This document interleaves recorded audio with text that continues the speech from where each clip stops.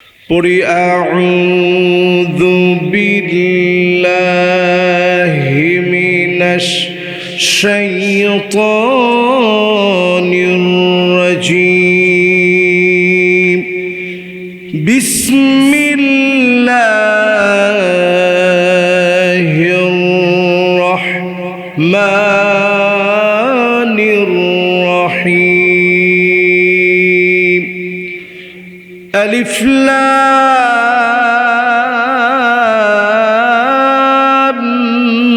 ميم.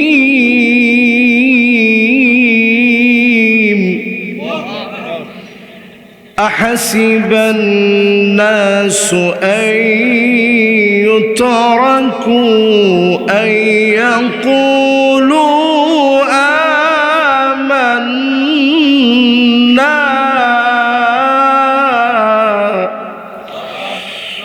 وهم لا يفتنون.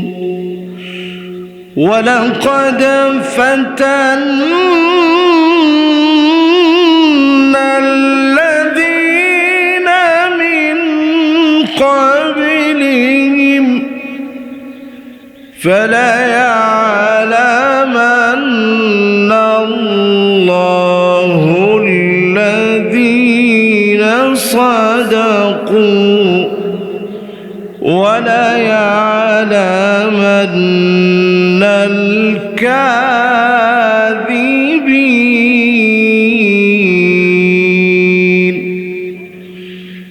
أم حسب الذين يعملون السيئات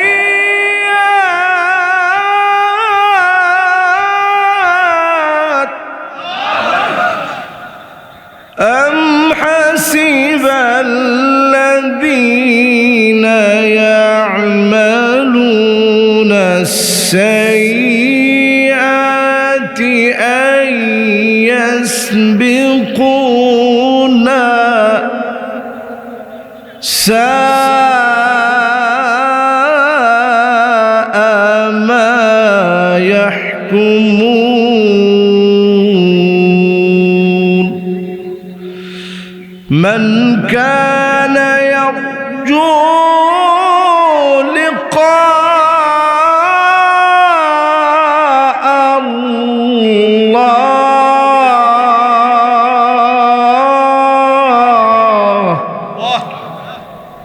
فإن أجل الله لآت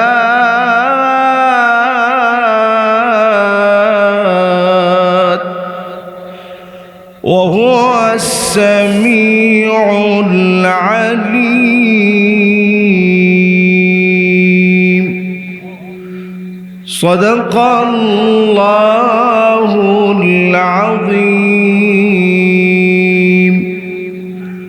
আল্লাহ রাব্বুল আলামিন মাকড়সার নামে সূরা নাজিল করে দিলেন। আনকাবুত বললেন, আনকাবাতাতুন বলেন নাই, আনাকিব বলেন নাই। আনকাবুত এই জন্য বললেন মাকড়সা কোনদিন একত্রিত হতে পারে না। মাকড়সা সব সময় বিচ্ছিন্ন থাকে। মাকড়সা সব সময় একলা একলা চলে, এমনকি নিজে নিজের স্বামীকে খেয়ে ফেলে। সেই ভয়ঙ্কর মাকড়সাকে নিয়ে আল্লাহ পাক সূরা নাজিল করে দিলেন আর বোঝায়া দিলেন মাকড়সার মতো কোনোদিন হওয়া যাবে। জোরে কোন আর জোরে। আনকাবাতাতুন বলেন নাই। অনেকগুলো মাকড়সা একসঙ্গে থাকে না, একটা মাকড়সা থাকে। ঘরের এক কোণায় দেখবেন, বাথরুমের এক কোণায় দেখবেন, ভেন্টিলেটরের এক কোণায় দেখবেন একটা মাকড়সা একা একা চলে। আল্লাহ বুঝায় দিলেন মাকড়সার মতো হবি না, আগামী দিনের বিজয় আনতে হলে মৌমাছির মতো ঐক্যবদ্ধ হওয়া লাগবে, ঠিক কিনা বলেন? মাশাআল্লাহ। এই তো মোটামুটি মাহফিলে যা শ্রোতা আসছে কিছু কাজ হয়েছে। এই মাহফিল থেকে পরিষ্কার আমরা বলবো মাকড়সা হওয়া যাবে না, মৌমাছি হওয়া লাগবে। আরেকটা বিষয় খেয়াল রাখা লাগবে, সুযোগ সন্ধানী মাছি হওয়া যাবে না। মিষ্টিতেও গিয়ে বসবেন, পায়খানাতে গিয়েও বসবেন, এমন মৌমাছি হওয়া লাগবে। শুধুমাত্র মৌচাকের ভিতরে মধু আহরণ করার জন্য বের হওয়া লাগবে, কোনো বামপন্থীদের সঙ্গে মেলা যাবে না। আমি কি কথা আপনাদেরকে বুঝাইতে পারতেছি? আজকে খুব বেশি লম্বা আলোচনা করব না, যেহেতু বৃষ্টি ভেজা রাত। কর্তৃপক্ষ আমাকে বলছে হুজুর খুব বেশি লম্বা আলোচনা আজকে করা দরকার নেই। আপনারা কি বলেন? আপনারা শুনবেন? একজন যুবক শুধু উঠে গেছে, মাহফিলের ভলান্টিয়ার আবার সে। মাশাআল্লাহ, এরা বসে গেলেই ইনশাআল্লাহ আমি আলোচনাটা বেশি লম্বা না করলেও একেবারে শর্ট করে আপনাদের হক নষ্ট করব না। তাইলে বলেন, মাকড়সা হওয়া যাবে? মাছি হওয়া যাবে? কি হওয়া লাগবে? জোরে কোন, কি হওয়া লাগবে? আল্লাহ পাক সূরাতুন নাহল মৌমাছির নামে সূরা নাজিল করলেন। কোরআনুল কারীমের 16 নং সূরা এটি। বর্তমান বিজ্ঞান গবেষণা করে অবাক হয়ে গেছে, মৌমাছির শরীরের ভিতরে 16 জোড়া ক্রোমোজোম আল্লাহ দিয়েছেন। 16 জোড়া ক্রোমোজোম দিয়ে বানিয়েছেন। 16 নম্বর সূরা সূরাতুন নাহল আল্লাহ নাজিল করে দিলেন। আল্লাহ বুঝায় দিলেন, গোলাম মৌমাছির মতো হও, মাছির মতো হও না, মাকড়সার মতো হও না। আজকে যদি আমরা মৌমাছির মতো হই, শুধু বাংলাদেশে না, যেখানেই আমাদের চাকে আঘাত করবে মৌমাছির মতো আমরা ক্ষিপ্ত হয়ে যাব, ঠিক কিনা বলেন? ফিলিস্তিনের দিকে তাকায় দেখেন, আহারে মুসলমান, পেটগুলা পিঠের সাথে লেগে গেছে ছোট ছোট বাচ্চাদের। মুসলমান মা বোনদের ঘরে খাবার নাই, মুসলমানদের ঘরে পানি নাই, খাবার নাই, কিচ্ছু নাই। কিন্তু ছোট একটা বাচ্চারে সেদিন প্রশ্ন করা হলো,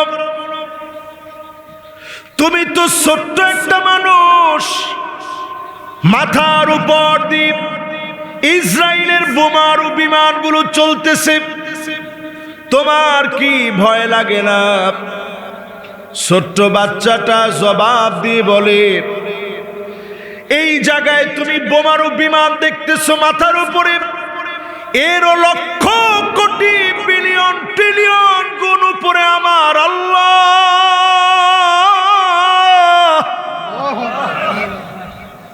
আমি কেমন করে বোমারু বিমান দেখে ভয় করি? মোমেন ছোট্ট বাচ্চাও ভয় পায় না। আপনি আমি যদি ইমানদার হই, ইমানের পথে পরীক্ষা আসবে, এরপরেই যিনি বিজয় দান করবেন তিনি কি? আজকে 5টা আয়াত তেলাওয়াত করেছি সূরা আনকাবুতের। আয়াতে কারীমার শুরুতে আল্লাহ রাব্বুল আলামিন আলিফ লাম মিম বললেন। আচ্ছা ঠিক আছে, বাজান আর ডিস্টার্ব করা যাবে না। আলিফ লাম মিম বললেন, এটা চ্যালেঞ্জ ছুড়ে দিলেন। 29টা সূরা শুরুতে হুরুফে মুকাত্তাআত দিয়ে আল্লাহ তাআলা চ্যালেঞ্জ করেছেন।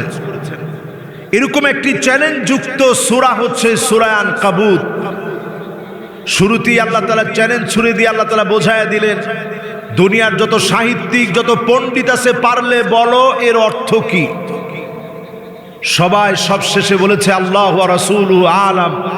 এর অর্থ সবচেয়ে বেশি আল্লাহ এবং তার রাসূল ভালো জানেন। বলেন আল্লাহু আকবার।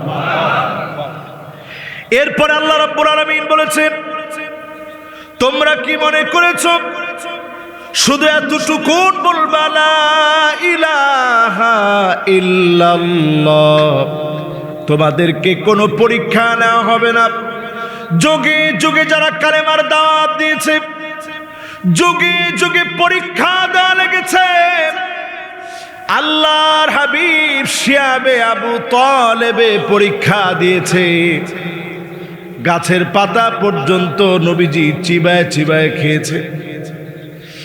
যেই নবীর জন্য খানার কোনো অভাব ছিল না, উহুদ পাহাড়কে নবী ডাক দিয়ে যদি শুধু মনের ভিতরে নবী আনত, এই উহুদ পাহাড়টা যদি স্বর্ণ হয়ে যেত, নবীর মনে আসতে দেরি হতো। যিনি স্বর্ণ বানায় দিতে দেরি করতেন না, তিনি কি? সেই নবী শিয়াবে আবি তালেব ওই গিরি পথের ভিতরে জেল খাটলেন। আল্লাহ রাব্বুল আলামিন যখন আয়াত নাযিল করলেন, আল্লাযী ওয়া ইয ইয়ামকুরু বিকাল্লাযীনা কাফারু লিয়ুসবিতুকা আও ইয়াকতুলুকা আও ইউখরিজুক وَإِذْ يَمْكُرُ بِكَ الَّذِينَ كَفَرُوا لِيُثْبِتُوكَ أَوْ يَقْتُلُوكَ أَوْ يُخْرِجُوكَ। ও নবী, আপনাকে তারা আটকে ফেলবে। শিয়াবে আবি তালেবের ভিতরে আটকে ফেললো নবীজিকে। ও নবী, তারা হত্যার ষড়যন্ত্র করবে। তারা হত্যার ষড়যন্ত্র করলো দারুন নাদওয়াতে। ও নবী, আপনাকে তারা নিজের জন্মভূমি থেকে বের করে দিবে। মিলায়া দেখেন, আমাদের মুফাসসিরদেরকে জেলখানায় আটকে রাখা হলো। আমাদের প্রিয় আল্লামাকে দিনের পর দিন কষ্ট দিয়ে শহীদ করা হলো, ঠিক কিনা বলেন? আমাদের প্রিয় মানুষকে দেশের বাইরে পাঠিয়ে দিয়েছে, প্রিয় মুফাসসিরকে দেশের বাইরে পাঠিয়ে দেওয়া হলো। আপনি পুরা আয়াতে কারিমা মিলায় দেখেন। পরীক্ষায় উত্তীর্ণ হওয়া লাগবে মুসলমান। পরীক্ষার মধ্যে যখন আপনি পড়বেন, উত্তীর্ণ হওয়ার জন্য আপনি চেষ্টা করবেন। আল্লাযীনা ইযা আসাবাতুহুম মুসিবাহ ক্বালু ইন্না লিল্লাহি ওয়া ইন্না ইলাইহি রাজিউন। বিপদের ভিতরে যখন আপনি পড়ে গেলেন, মুসিবতের ভিতরে যখন পড়ে গেলেন, একটা চাবিও যদি আপনার কাছ থেকে হারায় যায়, আপনি যে চিন্তার ভিতরে পড়লেন, এর দ্বারা গুনাহ মাফ করে জান্নাতের দরজা যিনি বুলন্দ বানায়া দিবেন, তিনি কে? হাদিস শুনেন। মা ইউসিবুল মুসলিমা মিন নাসাবিন ওয়ালা ওয়াসাবিন ওয়ালা হাম্মিন ওয়ালা হুজনিন ওয়ালা গাম্মিন হাত্তা শাওকাতি ইউশাকুহা ইল্লা কাফফারাল্লাহু বিহা মিন খতায়া।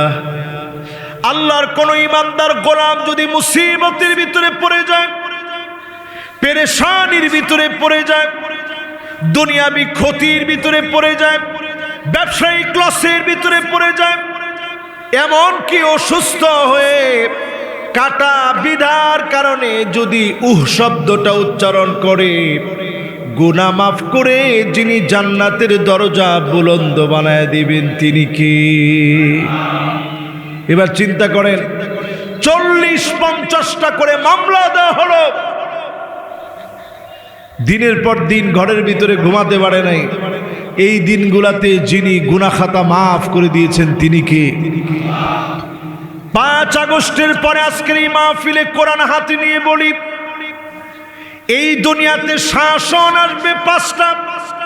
আওয়াজ করে বলেন কয়টা?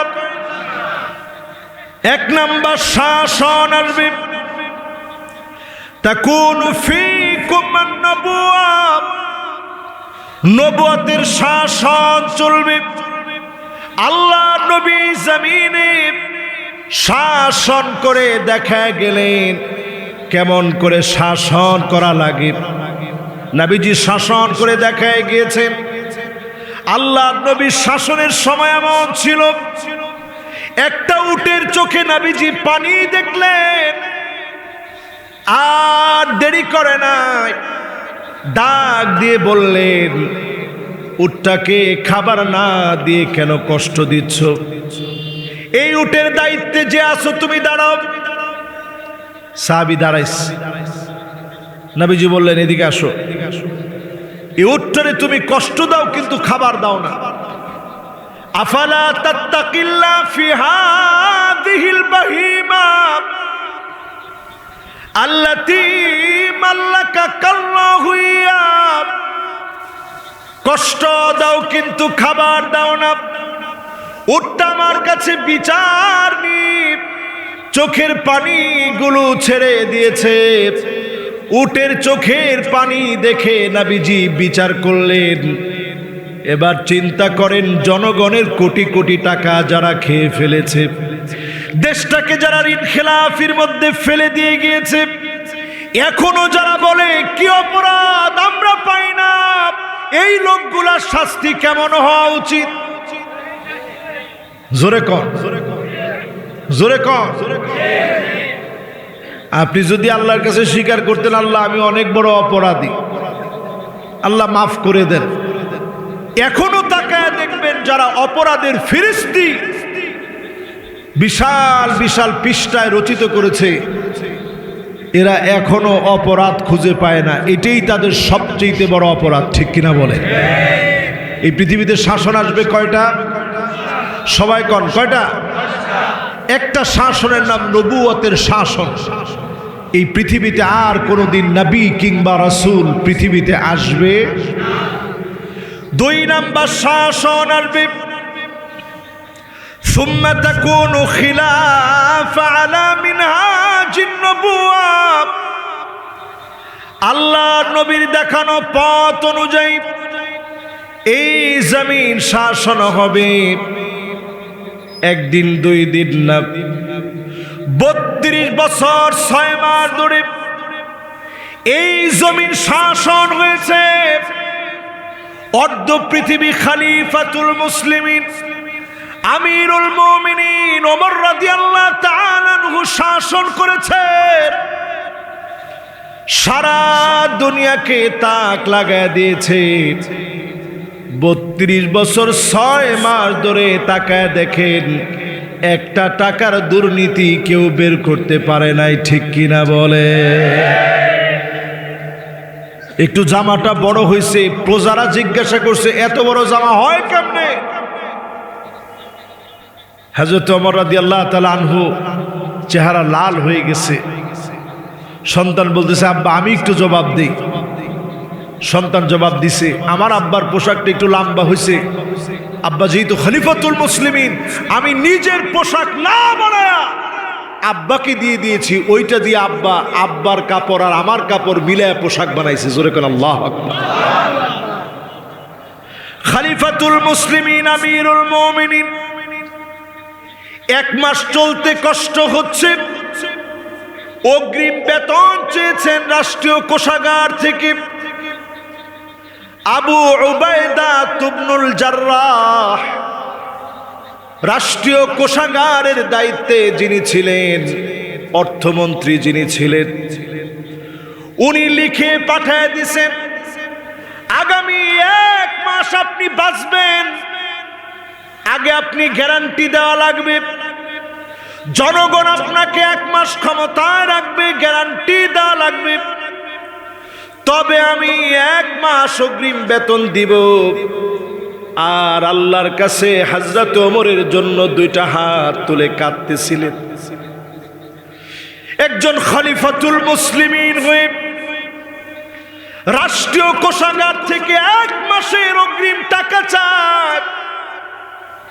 চলতে না পারার কষ্টের কারণে টাকা চেয়েছে। হযরত ওমরের কাছে চিঠি যখন গিয়েছে, তিনি চিঠি দেখা মাত্র চোখের পানি ছেড়ে দিয়েছে। আল্লাহর কাছে দোয়া করেছে, আল্লাহ এমন নিরাপদ অর্থমন্ত্রী যদি থাকে আমার রাষ্ট্রের কোনো চিন্তা হবে না। আর বাংলাদেশের দিকে তাকায় দেখেন, এক একজন খেতে খেতে রাগব বোয়াল হয়ে গেছে, ঠিক কিনা বলে? এদেশের ভাগ্যের পরিবর্তন যদি আনতে হয়, স্লোগান হতে হবে একটা, 54 বছরে সব দেখা শেষ, সামনে হবে আল কোরআনের বাংলাদেশ। আমার সাথে কি আপনারা সবাই একমত? জোরে বলেন, সবাই একমত? তাহলে এই পৃথিবীতে শাসন আসবে কয়টা? কয়টা? 5টার ভিতরে প্রথম শাসনের নাম কি? নবুয়তের শাসন আর এই পৃথিবীতে আসবে না, আমার নবী শেষ নবী। 2 নম্বর শাসনের নাম খিলাফা, খুলাফায়ে রাশিদিনদের শাসন। 3 নম্বর শাসন আসবে সুম্মা মুলুকান আবান, এই পৃথিবীতে শাসন আসবে যেই শাসনকে বলা হয়েছে রাজার ছেলে রাজা হব, একের পর এক বংশ পরম্পরা রাজার ছেলে রাজা হবে। এমন শাসন এই পৃথিবীতে ছিল, 1000 বছর ধরে শাসন করেছে, রাজতন্ত্র ছিল।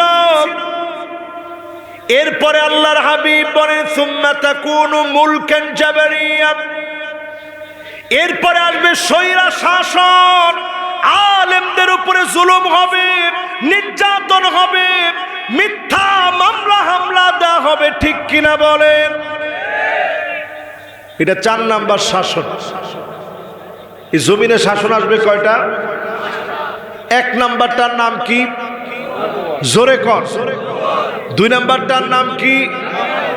3 নাম্বারটার নাম কি? রাজতন্ত্র। কি তন্ত্র? 4 নাম্বারটার নাম কি? স্বৈরাচার। আমার মনে হয় 5 তারিখের আগে হাদিসটা বললেও ঝামেলা হইত, ঠিক কিনা বলে? এবার একটু হাদিসটা মিলায় দেখেন, স্বৈরাচারের পতন শুধু বাংলাদেশে শুরু হয় নাই, স্বৈরাচারের পতন সারা দুনিয়ার ভিতরে শুরু হয়ে গেছে। একটা একটা করে স্বৈরাচারের পতন হবে, আগামী দিন হবে কালেমার বিজয়, বিপ্লবের দিন। সকল জায়গাতে বিজয় শুরু হয়েছে, সবচেয়ে আগে শুরু হয়েছে বাংলাদেশ।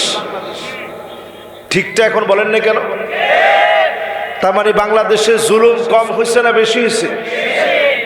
এই বেশি জুলুম হওয়ার কারণে বাংলাদেশকে আল্লাহ ভালোবাসেন। আমি এই কয়েকদিন আগেও কয়েকটা দেশ ঘুরে আসি। আল্লাহকে যদি কসম করে বলি, আল্লাহ আপনার দিকে যদি কসম করে বলি, এই দেশটারে যে আল্লাহ ভালোবাসে এর অনেক অনেক অনেক কারণ আছে, ঠিক কিনা বলে?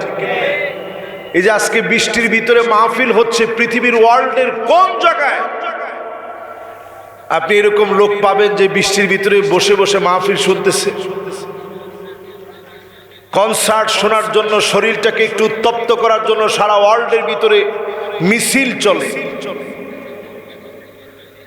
পৃথিবীর ভিতরে গেমিং এর জন্য সারা ওয়ার্ল্ডের ভিতরে মানুষ মাতোয়ারা হয়ে যায়। বিভিন্ন রেসের জন্য মানুষ মাতোয়ারা হয়ে থাকে। কিন্তু বাংলাদেশ এমন একটা দেশ যেখানে প্রত্যেকটা রজনীতে আল্লাহর কোরআনের কথা শোনার জন্য পঙ্গপালের মতো মানুষ ছুটে আসে। এই দেশটারে আপনি যা মনে করেন, বদ্বীপের মতো ছোট্ট একটা দেশ, চতুর্দিকে অমুসলিম আর অমুসলিম, মাঝখানে ছোট্ট একটা দেশ বাংলাদেশ। আমার কাছে মনে হয় আগামীর পৃথিবীর নেতৃত্বে মুসলমানদের শক্তিশালী ভূমিকায় যে দেশটি অগ্রগামী ভূমিকা পালন করবে, ওই দেশের নাম বাংলাদেশ। ঠিকটা আর একটু জোরে বলা লাগবে এখন। আমি একটা সূর্য দেখতে পাচ্ছি বাংলাদেশের ভাগ্যা আকাশে, যে সূর্যটা মাঝে মাঝে মেঘে ঢাকা পড়ে যাচ্ছে, যদি শক্তভাবে শক্ত হাতে আল্লাহর কাছে চেয়ে যদি তাওয়াক্কুল নিয়ে ইয়াকিন নিয়ে আগাতে পারেন, আগামীর সূর্য হবে কালেমার সূর্য, কেউ আটকা দিতে পারবে না, পারবে না, পারবে না। এই মাহফিলে যারা বসছেন, হিম্মত নিয়ে যদি বসে থাকেন, আপনাদের কাছে প্রশ্ন করি, শাসন কয়টা? 5টার ভিতরে 4র্থ নাম্বার শাসন আমার মনে হয় বাংলাদেশ দিয়ে আল্লাহ দেখায় দিয়েছে স্বৈরাচারের পতন। ঠিকঠাক একটু আসতে কর। বাংলাদেশ থেকে শুরু হয়ে সিরিয়ায় গিয়েছে। আমি এবারও দেখে আসছি ওয়ার্ল্ডের অনেক জায়গায় পরিবর্তন হওয়া দরকার। অলরেডি শুরু হয়ে গেছে বহু জায়গায়, জায়গায় জায়গায় সামনে শুধু পরিবর্তনের কথা শুনবেন, সব স্বৈরাচারের পতন। জোরে করেন আল্লাহু আকবার। এরপরে আসবে আমার ভাইয়েরা 5 নাম্বার শাসন, সুম্মা তাকুনু খিলাফাতান আলা মিনহাজি নবুওয়াতিন।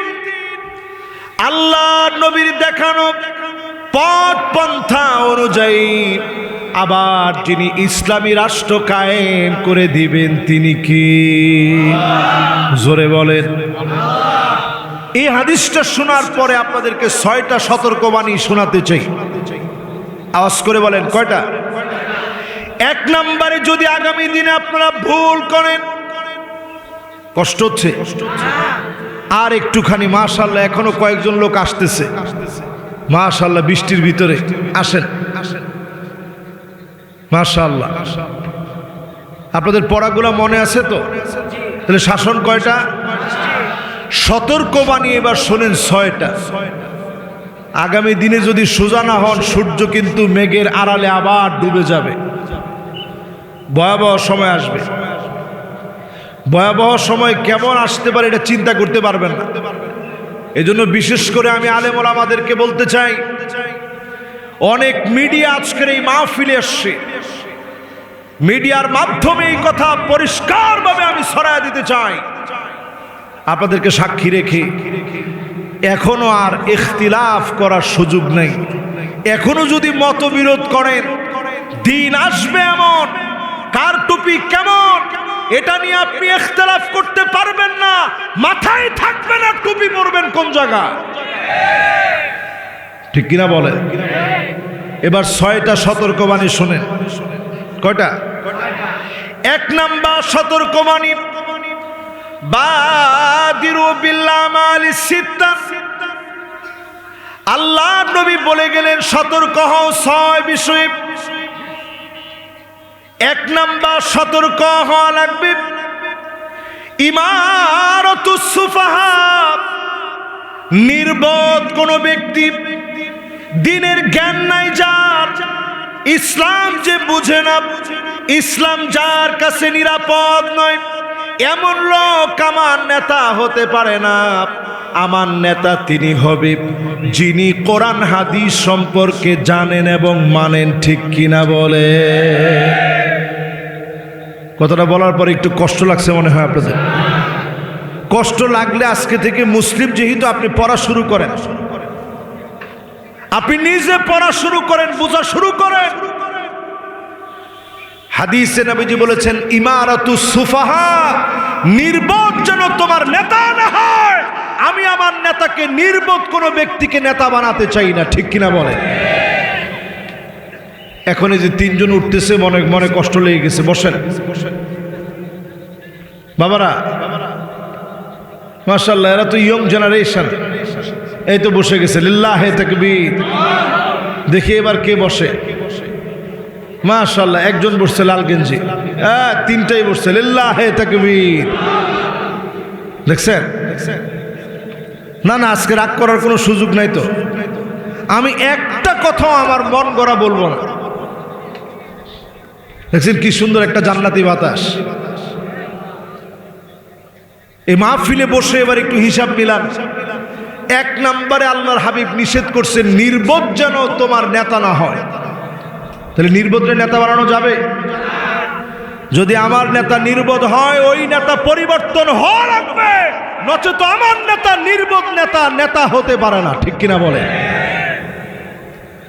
2 নম্বরে নবীজি বললেন, যদি নির্বোধরে নেতা বানায় ফেলো, কাসরাতুস শর্ত, নতুন নতুন শর্ত আসবে।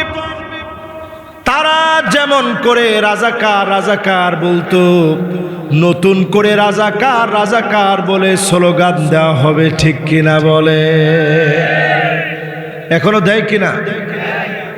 সাদেক কায়েমের নামে স্লোগান দেওয়া হলো।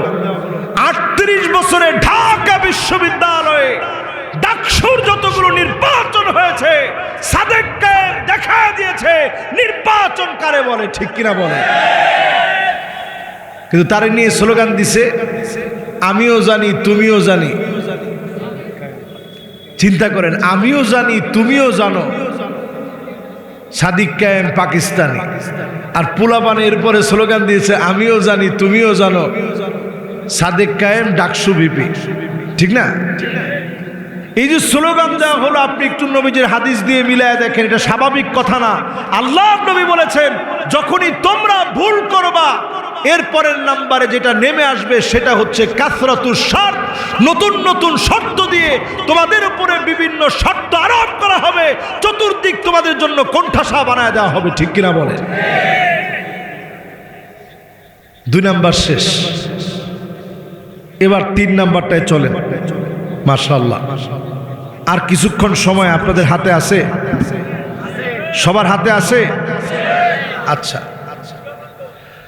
না 2টা পর্যন্ত দরকার নেই, আর সারা রাতেরও দরকার নেই। আমরা আর অল্প একটু শুনি। আমি এমনি খুব ক্লান্ত, আমি অলরেডি উমরা থেকে আসছি, খুব ক্লান্ত শরীর। তার মধ্যে আপনাদের এই বৃষ্টি ভেজা রাতে এসে দেখে আমার মনটা ভরে গেছে।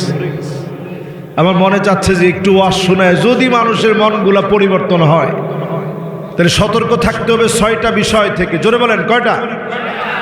1 নাম্বার যে বিষয়, সেটা হচ্ছে নেতা নির্বাচনে যোগ্য আল্লাহওয়ালা নেতা নির্বাচন করা লাগবে। ঠিক কিনা বলে? 2 নাম্বার, আপনার আমার দায়িত্ব, যদি ভুল করে ফেলেন, নতুন নতুন শর্ত দিয়ে আপনাকে আবার খাঁচানো হবে। 3 নাম্বারে বিয়াউল হক, টাকার বিনিময়ে হুকুম বিক্রি হবে।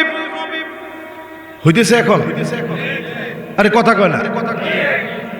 মামলার কোনো আগা মাথা নাই। ঠিক তো বলছে একজনে, সবাই মিলে বলেন।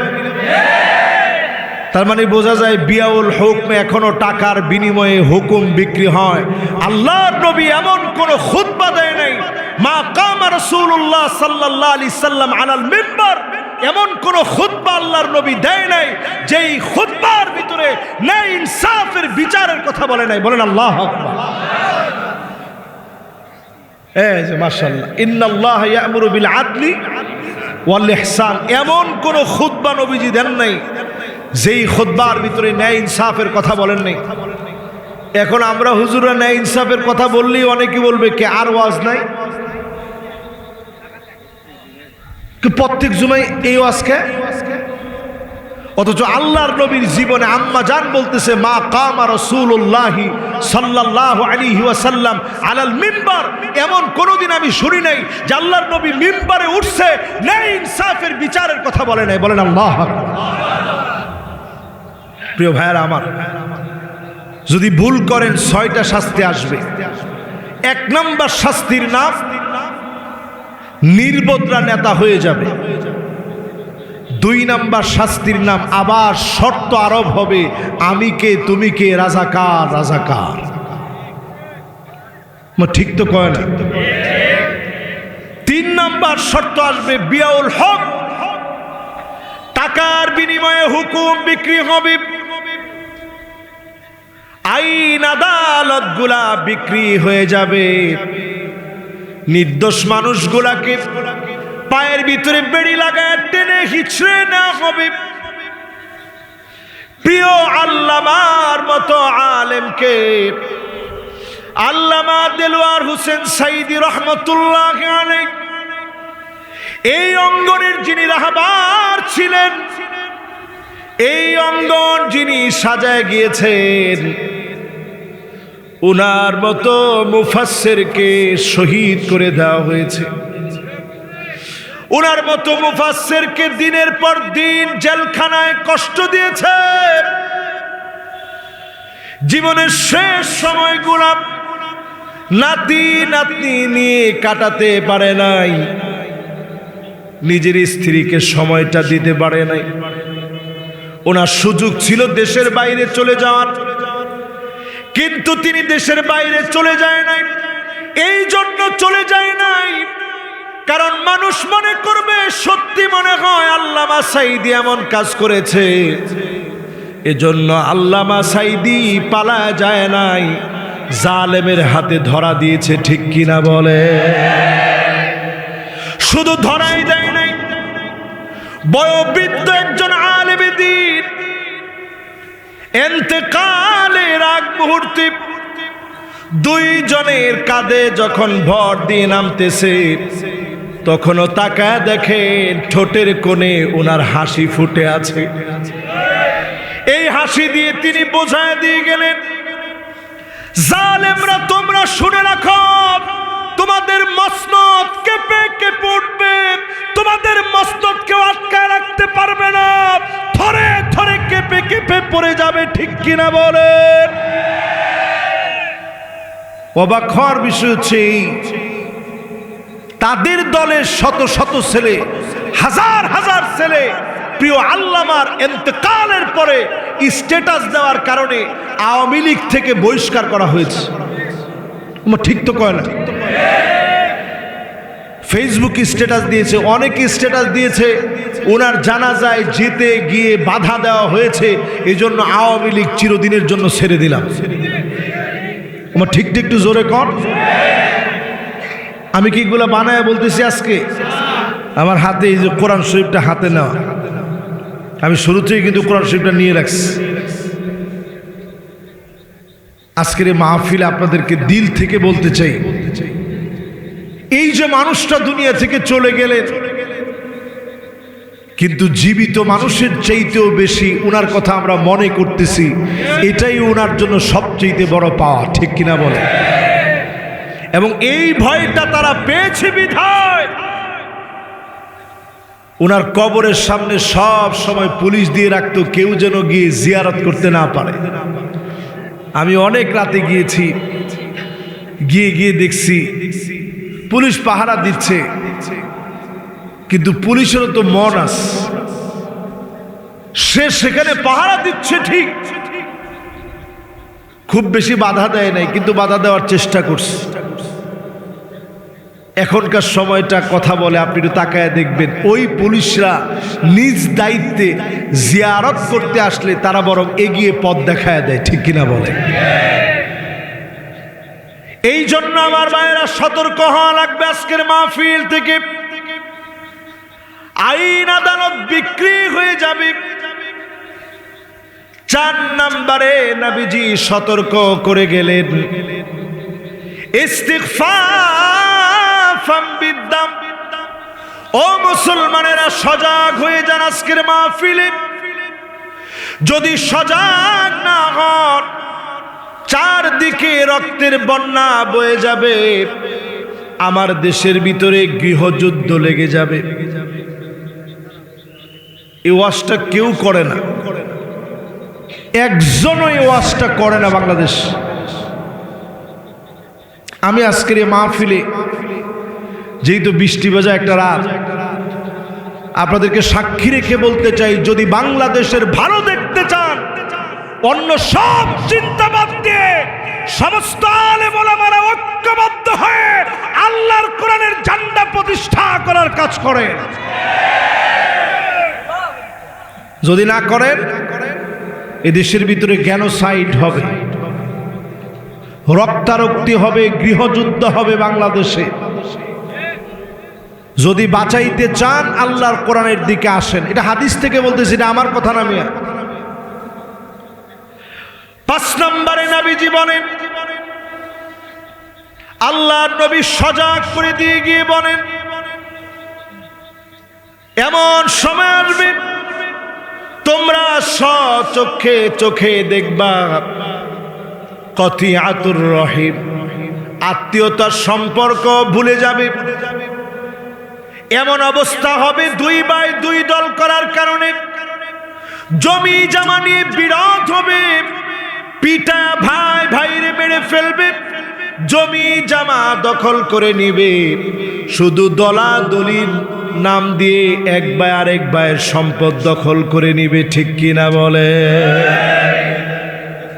না না না, হইতেছে এটা? নাউজুবিল্লাহ কর। আসলে কি এটা হইতেছে? এদের মুরব্বীরা সব বলতেছে হুজুর এটা হইতেছে।